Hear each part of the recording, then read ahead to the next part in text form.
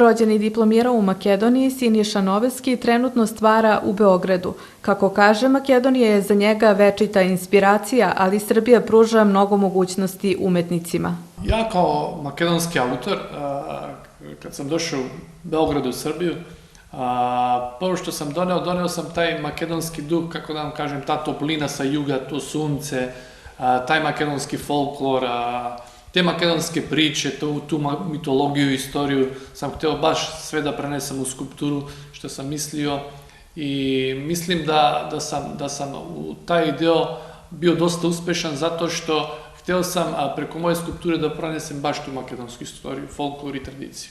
Moja skulptura je uglavnom figurativna skulptura, a u mojim skulpturama najmuže može da se vide te likove na majke, na deteta, na familiju, na neku prošlost, na neku istoriju, na neku tradiciju, tako da može da se prepozna taj neki neoromantizam, bi narekao, zato što skulpture su sovremene, međutim imaju te korene iz prošlosti. Srbija za nas Makedonce, kako da vam kažem, baš pruža dosta prilike.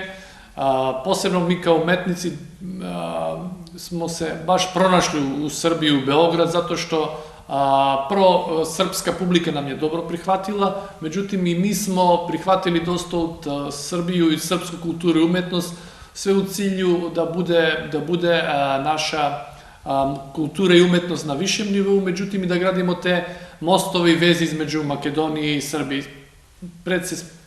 preko umetnosti i kulture. Koristi tradicionalne materijale, ali se trudi i da bude inovativan. Najčesto radim skulpture u glinu, međutim posle se odlučujem koji će da bude taj materijal. Najčesto je bronza, mermer, kamen. Zadnje vreme radim drvo i neke nove materijale koje pronalazim iz prirode, kao što su grane, blato, glino. Tako da uvek se trudim da smenim materijal zato što neću da bude monoton, hoću celo vreme da bude nešto novo i razigrano. Dela ovog vajara mogu se videti gotovo na svakom kontinentu, ali ih najviše ima upravo u njegovom rodnom mestu, u Makedonskom Brodu. U narednom periodu Noveski će imati izložbe u Beogradu i u inostranstvu, a nada se da će svoje skulpture predstaviti i makedonskoj publici.